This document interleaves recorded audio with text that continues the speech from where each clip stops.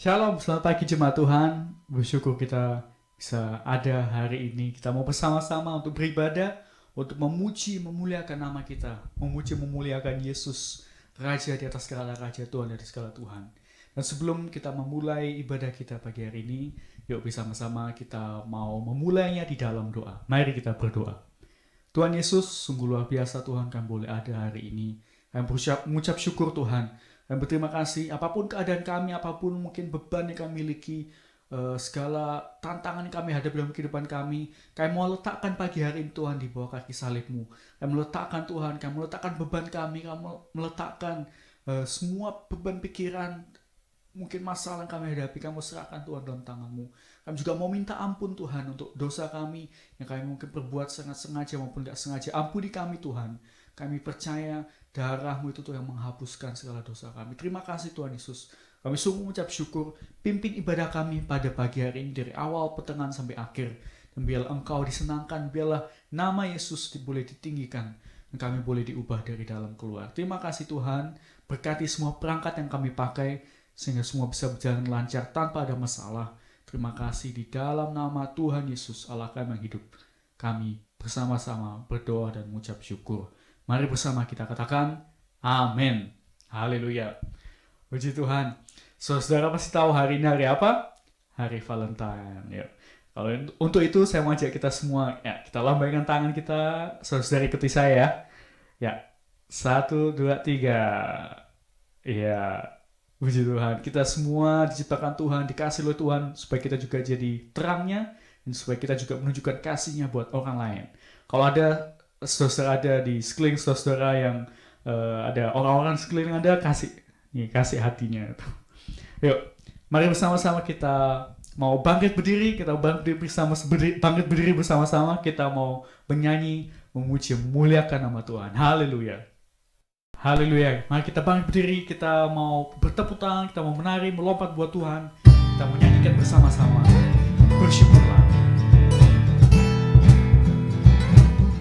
Katakan bersama-sama yuk. Na na na na na na na na na na na na na na na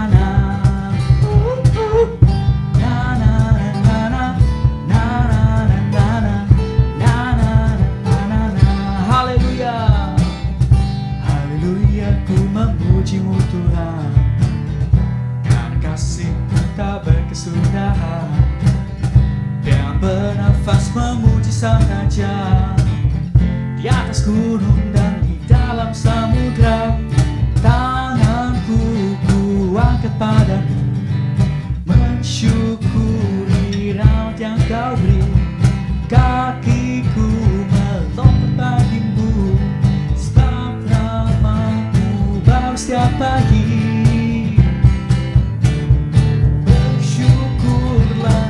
Pada Tuhan, sebab Ia baik,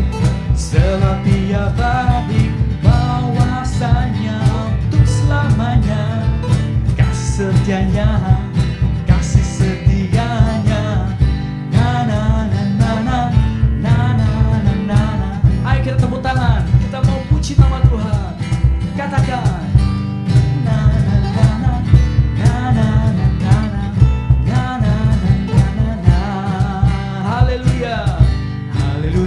ku memuji-Mu Tuhan, karena kasih-Mu tak berkesudahan.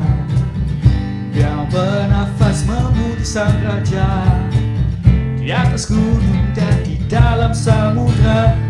Tanganku ku angkat padamu, mensyukuri rahmat yang Kau beri. Kakiku melompat bagimu, sebab nama-Mu baru setiap pagi. Tuhan, bersyukurlah kepada Tuhan, sebab Ia baik, bahwasanya untuk selamanya. Kasih setianya, bersyukurlah kepada Tuhan, sebab Ia baik, bahwasanya untuk selamanya. Kasih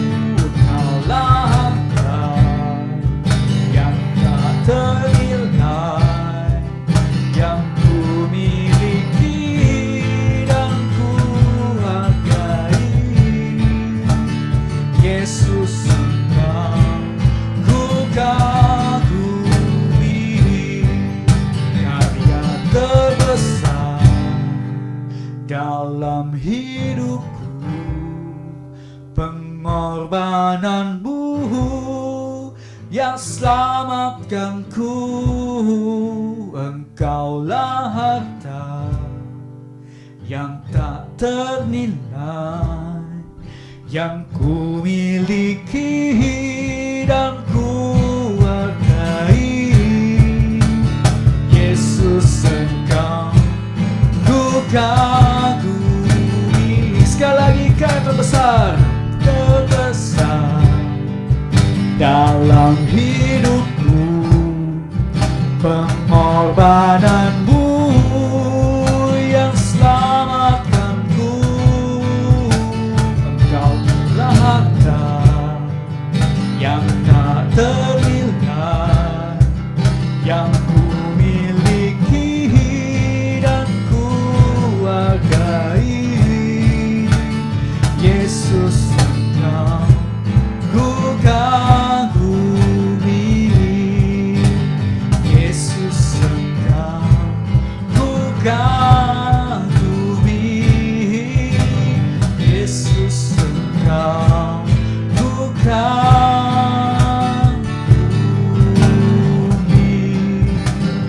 Yesus, Engkau ku kagumi.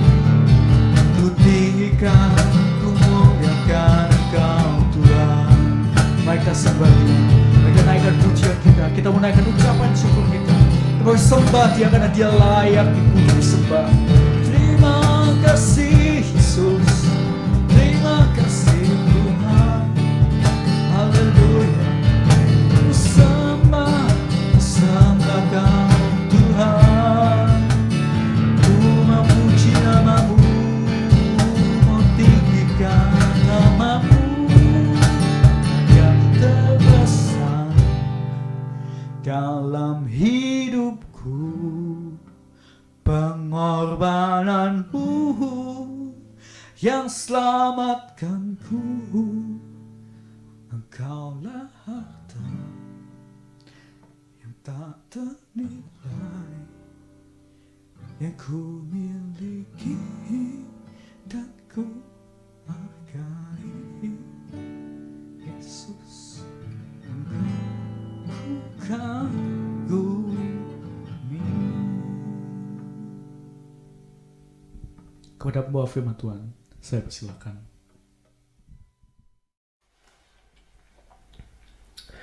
Terima kasih Tuhan, kami boleh memuji menyembah Engkau, kami boleh meninggikan nama-Mu.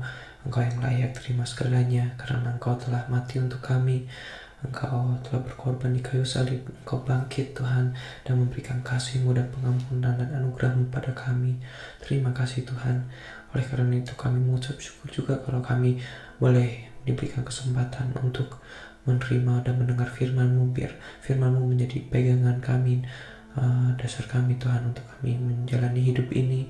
Bukakan hati pikiran kami, dan biar kami boleh semakin dibentuk untuk boleh menjalankan dan memahami rencana-Mu. Terima kasih Tuhan. Dalam nama Tuhan Yesus kami berdoa, haleluya, amin. Shalom jemaat yang dikasih Tuhan, om-om, tante-tante, dan teman-teman. Saya harap semua dalam keadaan yang baik dan semoga sehat-sehat. Ya, kita di Jerman kemarin baru dapat kabar bahwa lockdown akan dilanjutkan sampai 7 Maret. Tapi di sini saya harap kita sebagai orang-orang percaya boleh tetap memiliki satu sukacita dan pengharapan dalam Tuhan, dan kita juga boleh tetap menjadi saluran berkat dan kasih-Nya ya di dalam keadaan yang sulit. Amin. Ya, kita sebelum mau merenungkan firman Tuhan, dan saya ingin review dulu apa yang menjadi fokus kita dalam bulan ini. Yang mengikutinya di Warta Jemaat atau di homepage, kita sedang diajak untuk semakin siap menyambut kedatangan Tuhan yang kedua kali, dan juga bagian kedua menjadi orang percaya yang semakin teguh dalam panggilan kita. Dan firman Tuhan hari ini akan lebih fokus ke bagian yang kedua, untuk kita boleh semakin teguh dalam panggilan kita. Dan saya memilih judul hari ini untuk kita boleh hidup dengan teguh dan giat bekerja dengan tak sia-sia.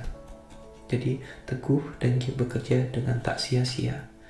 Ya, karena saya merenungkan kita semua dalam apa yang kita kerjakan, proyek apapun, mungkin dalam studi kita belajar, kita melakukan tugas, atau kita punya proyek mungkin mau membangun rumah tangga, mau membangun rumah, kita ingin segala sesuatu itu pada akhirnya mendatangkan hasil.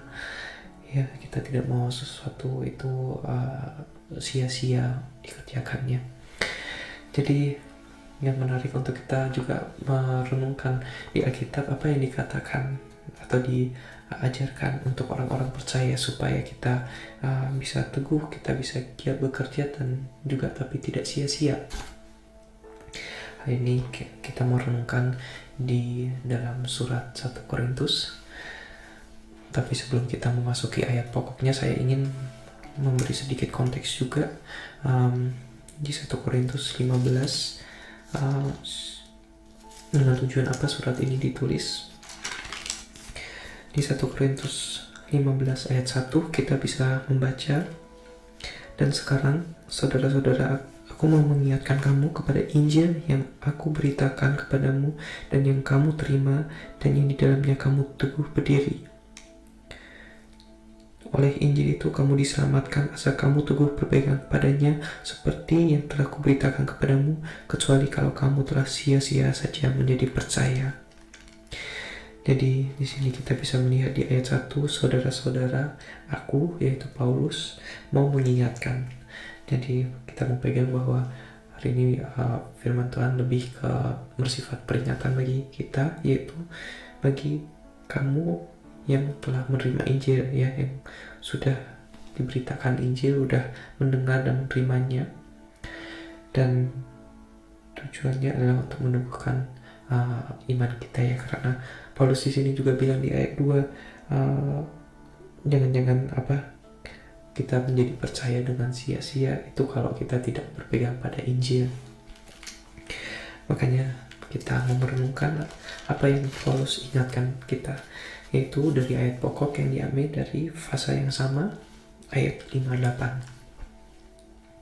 1 Korintus 15 ayat 58. Siapa yang mau ikut baca dengan keras sama-sama silahkan. 1 Korintus 15 ayat 58. Karena itu saudara-saudaraku yang kekasih, berdirilah teguh, jangan goyah, dan giatlah selalu dalam pekerjaan Tuhan. Sebab kamu tahu bahwa dalam persekutuan dengan Tuhan jerih payahmu tidak sia-sia. Saya bacakan sekali lagi. Karena itu saudara-saudaraku yang kekasih, berdirilah teguh, jangan goyah, dan giatlah selalu dalam pekerjaan Tuhan. Sebab kamu tahu bahwa dalam persekutuan dengan Tuhan jerih payahmu tidak sia-sia. Ya, mari kita merenungkan apa yang bisa menjadi berkat dan peringatan bagi kita orang-orang percaya. Dan salah satunya yang menjadi yang menarik adalah tentang ajakan untuk berdiri teguh. Saya teringat dengan satu voucher. Coba kalau dipikir-pikir, apakah lebih enak kita diberikan voucher untuk belanja atau kita perlu belanja untuk mendapat voucher? Sekali lagi, apakah lebih enak kita dapat voucher untuk belanja atau mendingan kita belanja untuk mendapat voucher? Pasti ya yang pertama lebih enak, ya, karena kita mendapatkan sesuatu untuk bisa dapat yang kita inginkan. Dan tapi apakah kita juga sadar bahwa hal yang mirip sebenarnya diberikan pada kita diberikan satu voucher untuk bisa berdiri teguh. Kalau kita memperhatikan gimana Paulus menulis di ayat ini, karena itu berdirilah teguh, jangan goyah. Jadi berdiri teguh dalam hal ini itu berdasarkan satu alasan. Ada alasan untuk kita bisa berdiri teguh. Apa alasan itu? Kita bisa melihat di ayat-ayat sebelumnya. Karena itu berarti ada sesuatu yang disebut sebelumnya. Ayat 56, sengat maut ialah dosa dan kuasa dosa ialah hukum Taurat. Tetapi syukur kepada Allah yang telah memberikan kepada kita kemenangan oleh Yesus Kristus, Tuhan kita. Amin.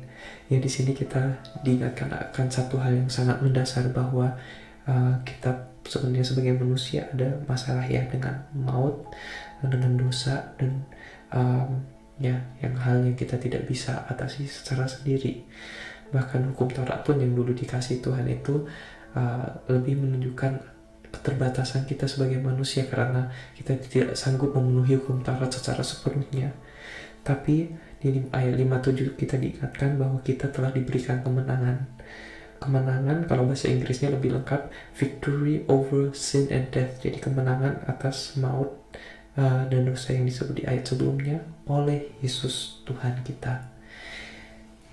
Ya, hal ini mengingatkan saya bahwa kita sebenarnya dikasih voucher itu ya. Kita sudah diberikan alasan. Tuhan itu udah berkorban untuk kita, oleh karena itu kita punya alasan untuk berdiri teguh. Jadi bukan lagi kita bilang aku mau berdiri teguh supaya, tapi aku berdiri teguh karena sudah ada alasannya. Dan saya rasa dengan itu sikap atau cara kita mengatasi masalah kekhawatiran itu juga berubah, karena kita tidak lagi saya harus dalam situasi ada kesulitan. Kita tidak lagi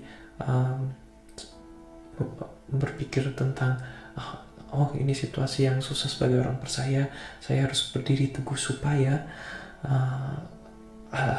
kriteria tertentu terpenuhi. Tetapi justru kita diingatkan bahwa kita itu udah ada Yesus Kristus yang menolong kita, ada Yesus Kristus yang udah menebus kita.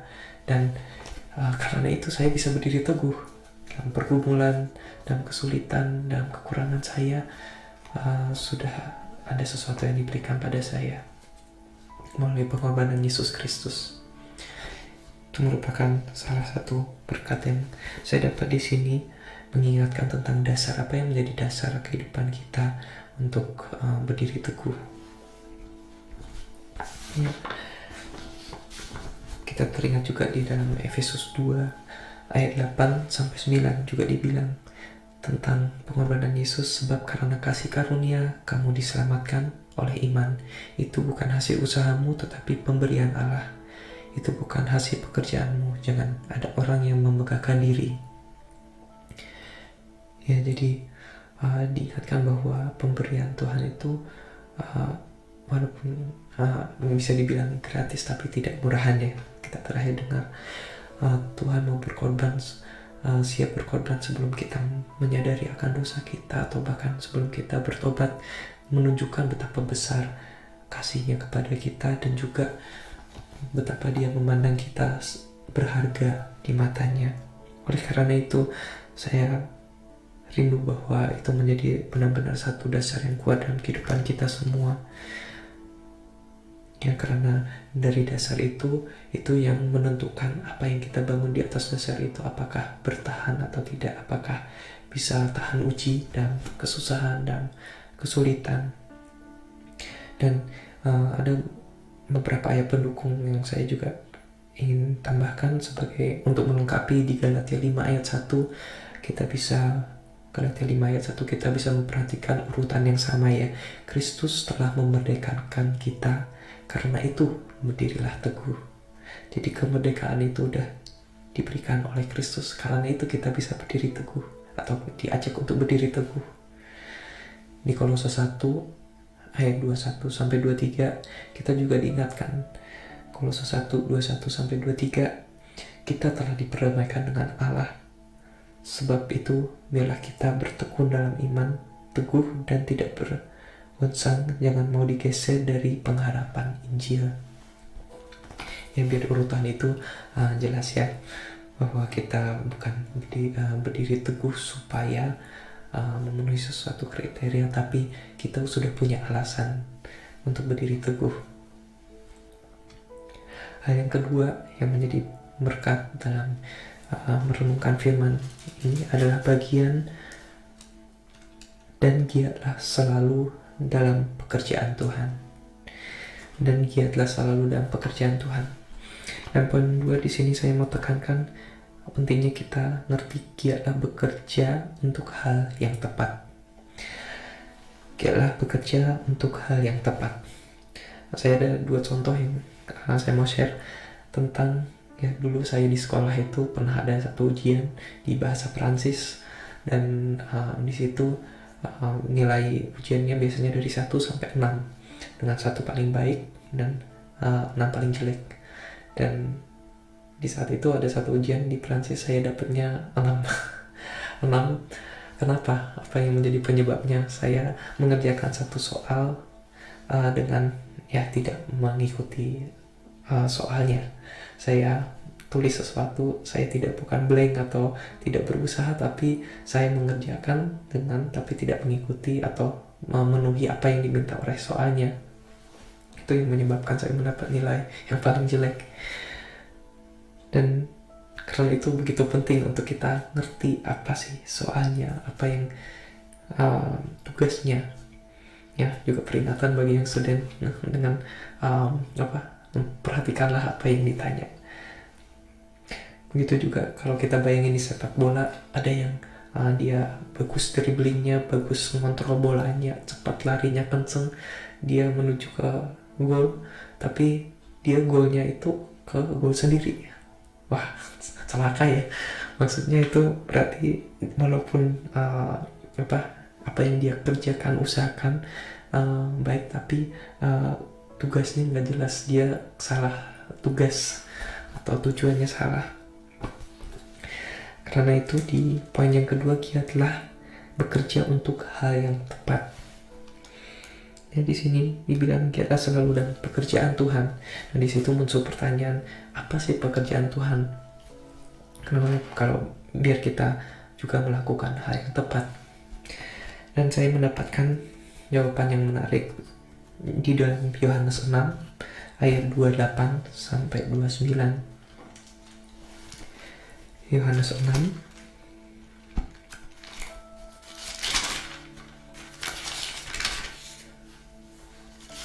ayat 28 dan 29.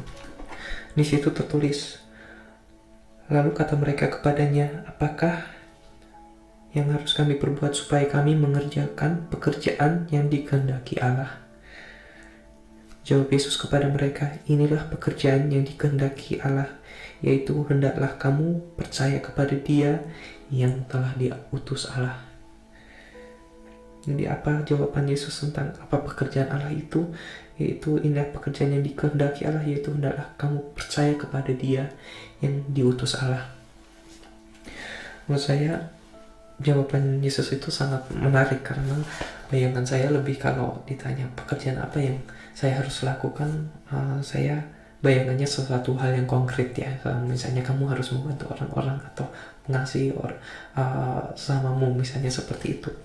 Tapi di sini justru dibilang kamu percaya kepada Dia yang telah diutus Allah, jadi kepada Yesus. Dan saya merenungkan hal ini dan juga teringat sama cerita tentang anak muda yang bilang, Yesus, kalau aku mau dalam Matius 19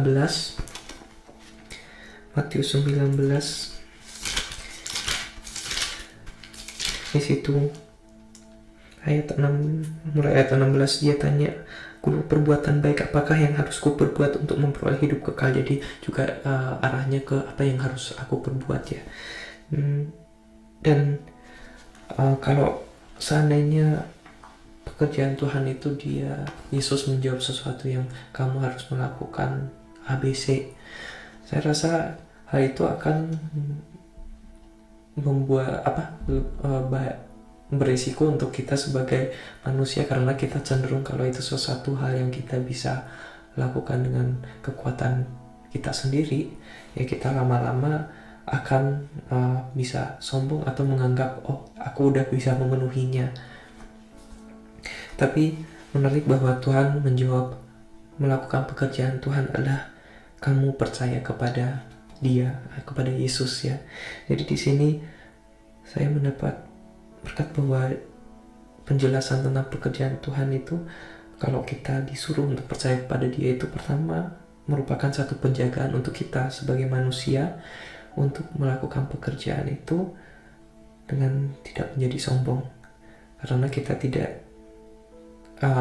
tidak fokus pada aku sudah memenuhi satu hal yang konkret dan mengerjakan tindakan A atau B, tapi kita diajak untuk percaya kepada Dia.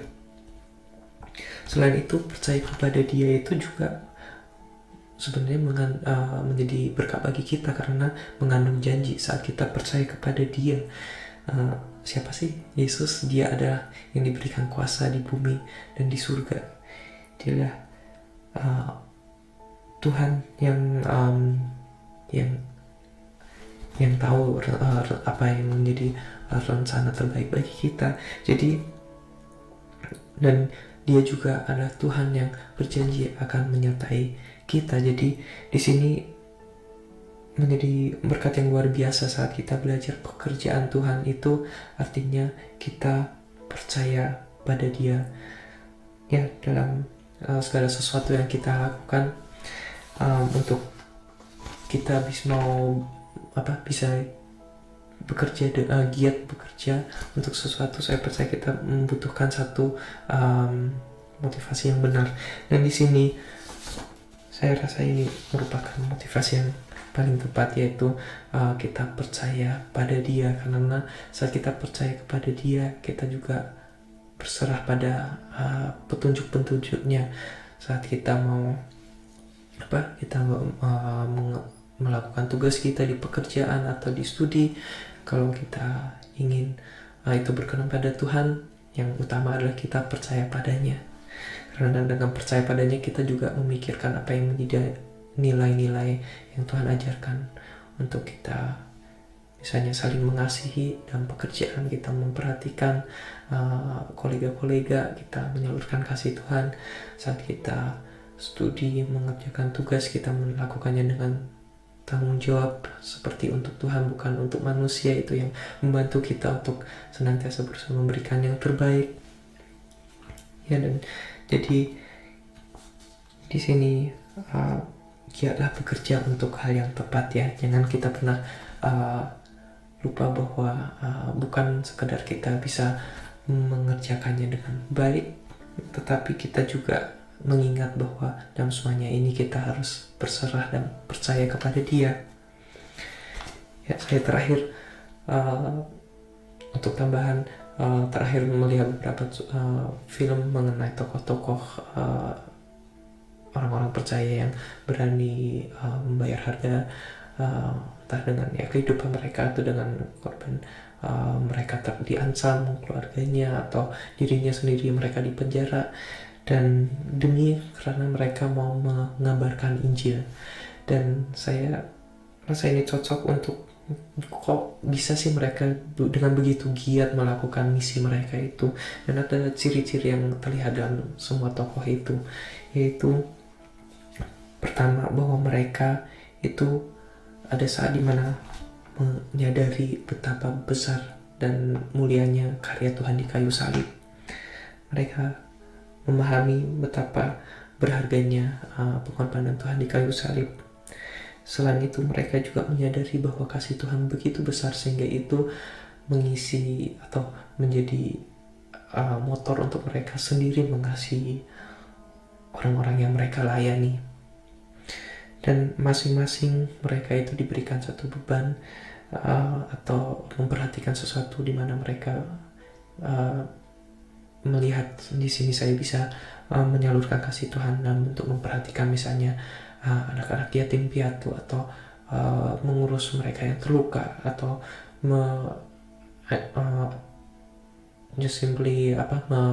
meneruskan firman Tuhan. Dan ciri keempat dari mereka adalah mereka juga belajar menghargai setiap jiwa, setiap pribadi ya, bahkan kadang itu musuhnya atau orang-orang yang menekan mereka. Dan saya percaya ciri-ciri keempat hal ini menghargai karya Tuhan, menyadari kasih Tuhan kepada semua manusia, juga memiliki beban untuk melakukan pekerjaan yang kadang dari sisi perspektif manusia tidak mampu ya kalau sendiri, dan juga mereka menghargai setiap jiwa itu semua berdasarkan kepercayaan mereka kepada Tuhan. Mereka percaya kepada Dia. Ya, biarlah itu juga menjadi motor kita ya, untuk kita giat dalam apa yang kita lakukan. Dan ini bagian terakhir dari ayat di 1 Korintus 15 ayat 58 tadi, kita membaca bahwa sebab kamu tahu bahwa dalam persekutuan dengan Tuhan jerih payahmu tidak sia-sia. Sebab kamu tahu bahwa dalam persekutuan dengan Tuhan jerih payahmu tidak sia-sia. Di sini juga sangat menarik bahwa kunci supaya jerih payah kita tidak sia-sia adalah frame-nya ya. Jadi dalam persekutuan dengan Tuhan, bukan di sini tidak disebut jerih payahmu tidak sia-sia atau hasil jerih payahmu tidak sia-sia, bukan penekanannya di hasil, tetapi frame-nya apa? Dalam persekutuan dengan Tuhan. Ya, menurut saya ini sangat menarik. Penekanannya bukan di hasil tadi. Memang hasil itu bukan tidak penting. Hasil itu kan memberi adalah penilaian tentang apa yang sudah dikerjakan, apakah baik atau tidak.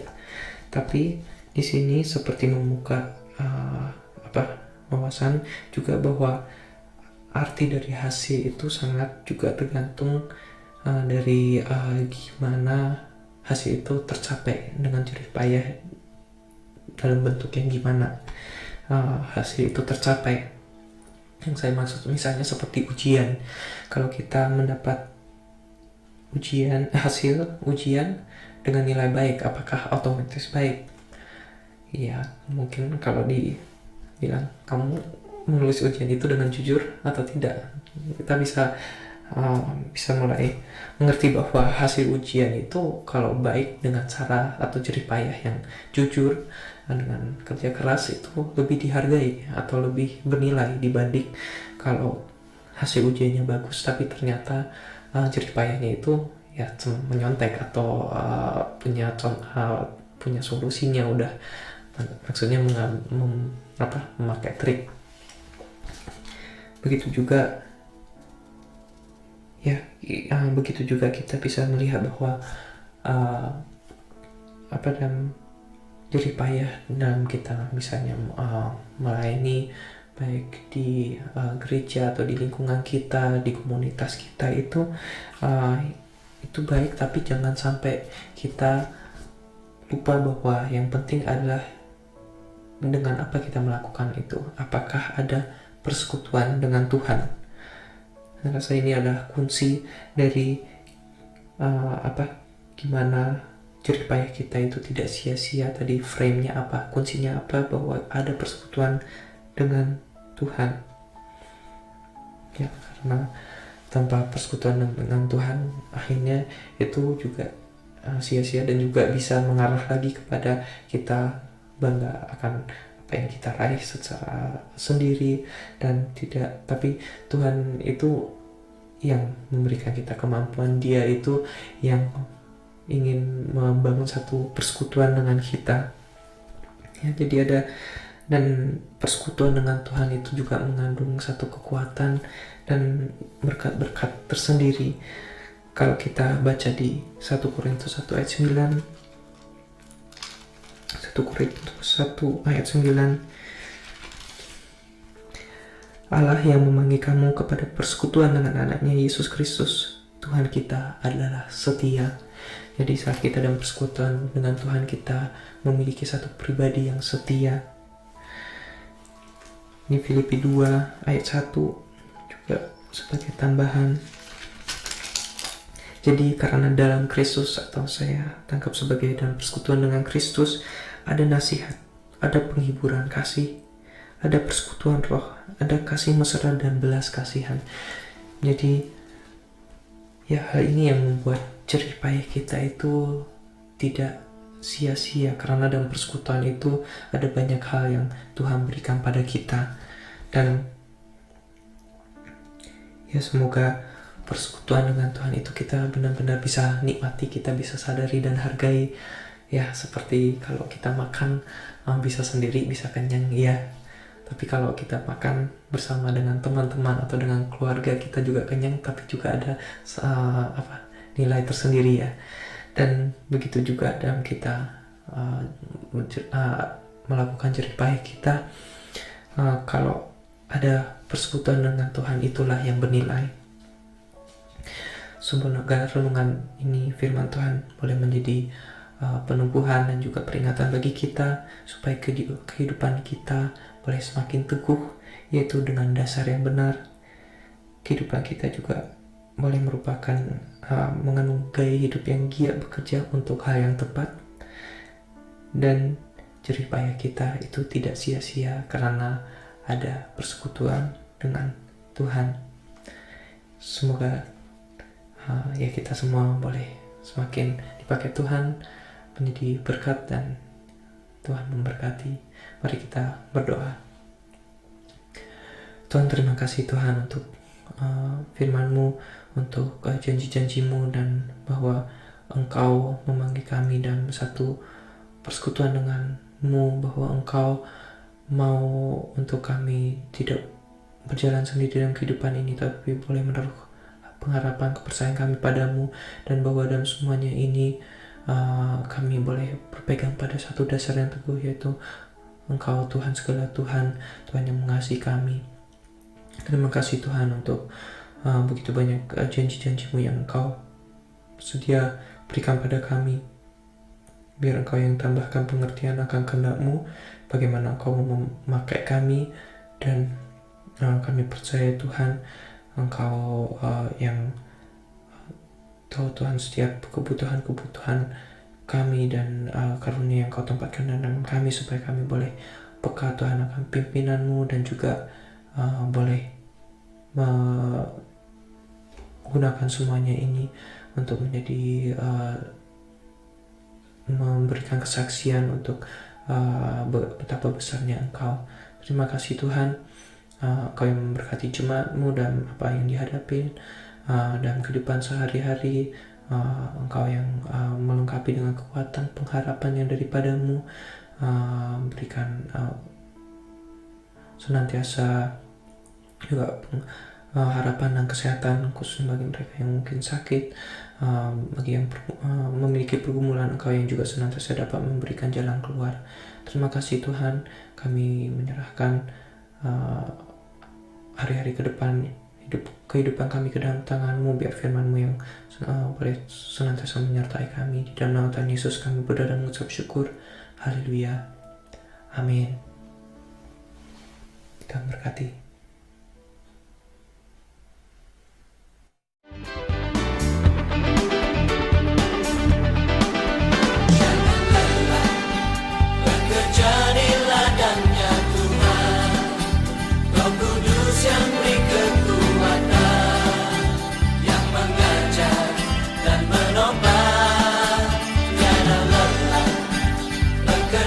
Bersamamu Tuhan yang selalu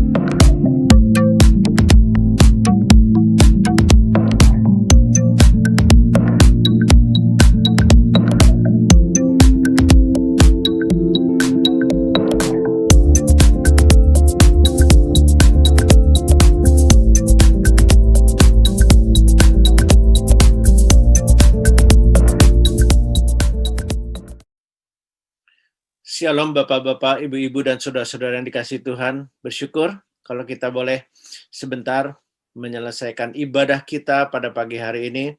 Bersyukur kalau kita boleh diberi kekuatan oleh firman-Nya yang sudah disampaikan tadi oleh PDP Christian Obaja yang mengatakan bahwa kita harus teguh dan giat bekerja dengan tidak sia-sia di masa yang tidak mudah ini khususnya. Mari kita bersemangat untuk terus maju dalam Tuhan, karena jerih payah kita dalam persekutuan dengan Tuhan juga tidak pernah sia-sia. Karena itu Bapak Ibu sekalian, mari kita akan menutup ibadah kita, mari kita bangkit berdiri di tempat kita masing-masing, dan mari kita berdoa bersama. Tuhan, terima kasih kalau Engkau sudah boleh memimpin ibadah ini dari awal hingga pada akhirnya. Kami bersyukur akan kebaikan Tuhan. Kau sudah boleh mendengar pujian penyembahan kami, anak-anak-Mu.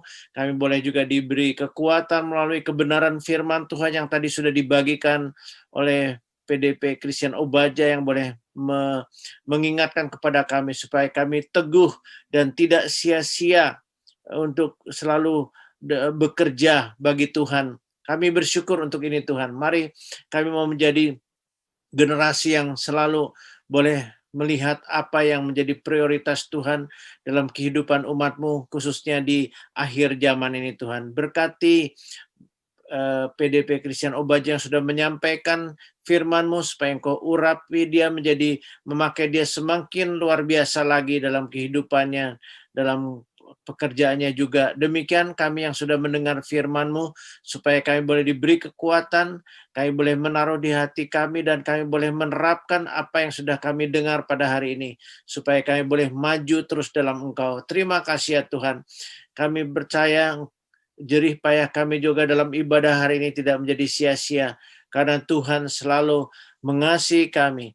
Tuhan beserta dengan kami dan menyertai kami juga pada hari ini dan selanjutnya. Berkati supaya kami semua boleh dipakai Tuhan menjadi terang, menjadi berkat di lingkungan di mana kami berada, di dalam keluarga, di tengah lingkungan di mana kami tinggal, bagi para keluarga, bagi para mahasiswa yang sedang studi juga. Mari berkati setiap pribadi ya Tuhan yang mengikuti ibadah khususnya pada hari ini. Kami percaya Engkau sudah boleh memberkati kami. Dan sebelum kami menutup, kami mengingat akan bangsa dan negara kami Indonesia. Ya Tuhan, Engkau memberkati bangsa kami yang besar ini Tuhan, supaya Engkau memberikan hikmat kepada Bapak Presiden Joko Widodo dengan wakilnya Bapak Maruf Amin dan seluruh menteri kabinet dan seluruh petugas yang melayani baik di pemerintah pusat maupun di pemerintah daerah, supaya setiap pribadi yang bekerja dalam pemerintahan, mereka tidak mengingat hanya dirinya sendiri atau melakukan hal-hal di luar dari kehendak Tuhan. Tindakan korupsi bisa bisa dengan tegas boleh dihentikan oleh kuasa Tuhan. Mari Bapak, Engkau yang bekerja di tengah bangsa negara kami Indonesia dalam menjalankan vaksin juga, supaya semua berjalan sesuai dengan rencana Tuhan. Mari Tuhan berikan ketertiban kepada masyarakat di seluruh Indonesia dalam menghadapi begitu banyak bencana banjir yang ada di berbagai tempat. Mari Tuhan Engkau lindungi, Engkau jaga, Engkau juga boleh sertai para gereja-gereja ataupun yayasan-yayasan yang membantu pelayanan untuk korban-korban bencana di berbagai tempat di seluruh Indonesia. Terima kasih. Berdoa juga untuk Jerman, bangsa dan negara Jerman, bangsa dan negara Belanda, tempat di mana kami ada, kami tinggal, kami bekerja, kami studi, apapun yang kami lakukan di negara ini Tuhan, jadikan kami terang, jadikan kami berkat. Engkau memberkati pemimpin negara Jerman, pemimpin negara Belanda juga, supaya Engkau memberikan hikmat, akal budi kepada mereka, khususnya kepada Eropa Union juga, supaya mereka boleh banyak yang datang merendahkan hati di hadapan Tuhan, mereka boleh berbalik dari jalan-jalan yang jahat, mereka juga boleh mencari Engkau Tuhan, karena Eropa dulu adalah negara yang menjadi salah satu motor pekerjaan misi di seluruh dunia. Mari Engkau berkati Tuhan Eropa ini, Jerman khususnya dan Belanda, tempat di mana gereja misi Indonesia Engkau izinkan ada di 9 kota di Jerman dan di Belanda ini. Berkati Tuhan, kami percaya Engkau sudah boleh mendengar doa kami, supaya kami boleh melewati minggu ini lagi dalam bimbingan, dalam pimpinan Tuhan yang bekerja. Engkau berkati, supaya boleh membawa hasil-hasil yang positif bagi kehidupan keluarga maupun bagi pribadi maupun bagi perusahaan yang di mana mereka bekerja, bagi yang sedang studi, sedang menghadapi ujian di bulan Februari ini. Engkau juga berkati supaya mereka boleh diberikan hikmat, akal budi, mereka boleh maju dalam Tuhan. Dan siapapun kami yang ada Tuhan, mari Engkau boleh berkati kami, karena kami percaya jerih payah kami Engkau sudah perhitungkan menjadi bagian dalam berkat kami, berkat untuk setiap pribadi. Terima kasih Tuhan. Sebentar kami akan meninggalkan online ini, berkati setiap kami yang sudah hadir, dan kami boleh sungguh-sungguh menerima berkat yang sudah Engkau siapkan bagi kami. Mari Bapak Ibu sekalian, kita boleh mengarahkan hati kita, mengedahkan tangan kita untuk menerima berkat Tuhan. Tuhan memberkati dan melindungi engkau. Tuhan menyinari engkau dengan wajahnya dan memberikan kepada engkau kasih karunia. Tuhan menghadapkan wajahnya kepada engkau dan memberikan damai sejahtera.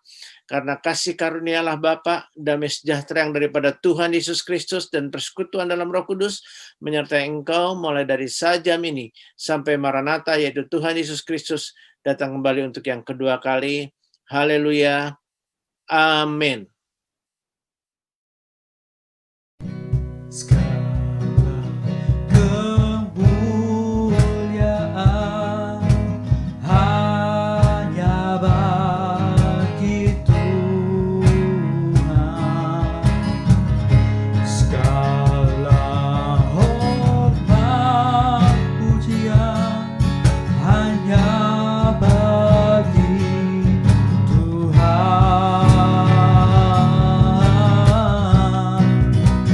Kuasa dan kemuliaan hanyalah bagi Tuhan. Segala